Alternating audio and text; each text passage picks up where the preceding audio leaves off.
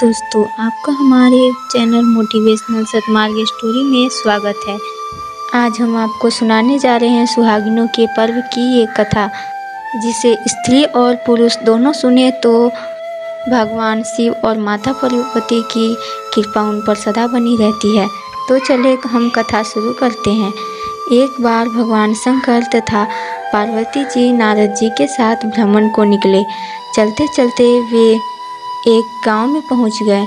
उनके आगमन का समाचार सुनकर गांव की श्रेष्ठ कुलीन स्त्रियां उनके स्वागत के लिए स्वादिष्ट भोजन बनाने लगी। भोजन बनाते बनाते उन्हें काफ़ी विलंब हो गया, किंतु साधारण कुल की स्त्रियां श्रेष्ठ कुल की स्त्रियों से पहले ही थालियों में हल्दी तथा अक्षत लेकर पूजन हेतु पहुंच गई। पार्वती जी ने उनके पूजा भाव को स्वीकार करके सारा सुहाग रस उन पर छिड़क दिया। वे अटल सुहाग प्राप्ति का वरदान पाकर लौटी। तत्पश्चात उच्च कुल की स्त्रियां अनेक प्रकार के पकवान लेकर गौरी जी और शंकर जी की पूजा करने पहुंची। सोने चांदी से निर्मित उनकी थालियों में विभिन्न प्रकार के पदार्थ थे। उन स्त्रियों को देखकर भगवान शंकर ने पार्वती जी से कहा, तुमने सारा सुहाग रस तो साधारण कुल की स्त्रियों को ही दे दिया, अब इन्हें क्या दोगी? पार्वती जी ने उत्तर दिया, प्राणनाथ, आप इनकी चिंता मत कीजिए। उन स्त्रियों को मैंने केवल ऊपरी पदार्थ से बना रस दिया है, इसलिए उनका रस धोती से रहेगा, परंतु मैं इन उच्च कुल की स्त्रियों को अपनी उंगली चीरकर अपने रक्त का सुहाग रस दूंगी। यह सुहाग रस जिसके भाग्य में पड़ेगा वह तन मन से मुझ जैसी सौभाग्यवती हो जाएगी। जब स्त्रियों ने पूजन समाप्त कर दिया तब पार्वती जी ने अपनी उंगली चीरकर उन पर छिड़क दी। जिस पर जैसा छींटा पड़ा उसने वैसा ही सुहाग पा लिया। तत्पश्चात भगवान शिव की आज्ञा से पार्वती जी ने नदी तट पर स्नान किया और बालू की शिव मूर्ति बनाकर पूजन करने लगी। पूजन के बाद बालू के पकवान बनाकर शिव जी को भोग लगाया। प्रदक्षिणा करके नदी के तट की मिट्टी से माथे पर तिलक लगाकर 2 कण बालू का भोग लगाया। इतना सब करते करते पार्वती जी को काफ़ी समय लग गया। काफ़ी देर बाद जब वे लौटकर आई तो महादेव जी ने उनसे देर से आने का कारण पूछा। उत्तर में पार्वती जी ने झूठ ही कह दिया कि वहाँ मेरे भाई भावना आदि मायके वाले मिल गए थे, उन्हीं से बातें करने में देरी हो गई। परंतु महादेव तो महादेव ही थे, वे शायद कुछ और ही लीला रचना चाहते थे। अतः उन्होंने पूछा, पार्वती, तुमने नदी के तट पर पूजन करके किस चीज़ को भोग लगाया था और स्वयं कौन सा प्रसाद खाया था? स्वामी, पार्वती जी ने पुनः झूठ बोल दिया। मेरी भाई भावना ने मुझे दूध भात खिलाया, उसे खाकर मैं सीधे यहाँ चली आ रही हूँ। यह सुनकर शिवजी भी दूध भात खाने के लालच में उस ओर चल दिए। पार्वती जी दुविधा में पड़ गई। तब उसने भगवान से भोले शंकर का ही ध्यान किया और प्रार्थना की कि भगवान, यदि मैं आपकी अनन्य दासी हूँ तो इस समय मेरी लाज रखिए।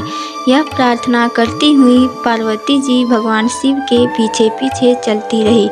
उन्हें दूर नदी के तट पर माया का महल दिखाई दिया। उस महल के भीतर पहुंचकर वे देखती हैं कि शिवजी के साले तथा सहलज आदि सब परिवार उपस्थित थे। उन्होंने गौरी तथा शंकर का भाव बिना स्वागत किया। वे 2 दिनों तक वहाँ रहे। तीसरे दिन पार्वती जी ने शिवजी से चलने के लिए कहा, पर शिवजी तैयार न हुए।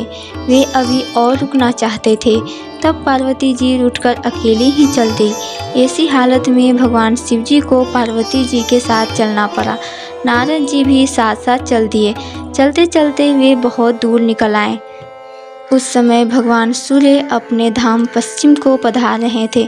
अचानक भगवान शंकर पार्वती जी से बोले, मैं तुम्हारे मायके में अपनी माला भूल आया हूँ। ठीक है, मैं ले आती हूँ, पार्वती जी ने कहा और जाने को तत्पर हो गई। परंतु भगवान ने उन्हें जाने की आज्ञा न दी और इस कार्य के लिए ब्रह्मापुत्र नारद जी को भेज दिया। परंतु वहां पहुंचने पर नारद जी को कोई महल नजर न आया। वहां तो दूर तक जंगल ही जंगल था, जिसमें हिंसक पशु विचरण कर रहे थे। नारद जी वहां भटकने लगे और सोचने लगे कि कहीं वह किसी गलत स्थान पर तो नहीं आ गए।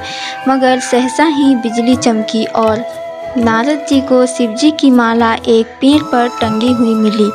माला लेकर नारद जी भगवान शिव के यहाँ पहुँचे और उन्होंने वहाँ का सारा वृतांत सुनाया। तब शिव जी ने कहा, नारद, यह एक छोटी सी लीला थी। जब माता पार्वती को यह सब बात पता चली तो वे काफ़ी शर्मिंदी हुई और वे भगवान शिव से क्षमा मांगने लगी। तब भगवान शिव ने उनसे कहा, आप पतिव्रताओं में श्रेष्ठ हैं, आप सौभाग्यवती हैं, आप परम शक्ति हैं। यह सब आपके पतिव्रत का ही प्रभाव था। भगवान शिव ने उनको वरदान दिया कि इस 3 सौभागी स्त्रियां आपके नाम स्मरण मात्र से ही अटल सौभाग्य प्राप्त कर सकती है और समस्त सिद्धियों को बना सकती हैं। माता पार्वती को यह सब नहीं बताने का कारण यह भी था कि यह पूजा उन्होंने गोपनीय तरीका से करना चाहती थी और उनका यह वरदान है कि यह पूजा गोपनीय तरीका से जो भी स्त्रियां करती हैं उनको अखंड सौभाग्य की प्राप्ति होती है। यह व्रत शुक्ल पक्ष तृतीया को मनाई जाती है। पूरी कथा सुनने के लिए धन्यवाद। इस तरह की और भी धार्मिक और पौराणिक कथाएं सुनने के लिए हमारे चैनल को सब्सक्राइब करें।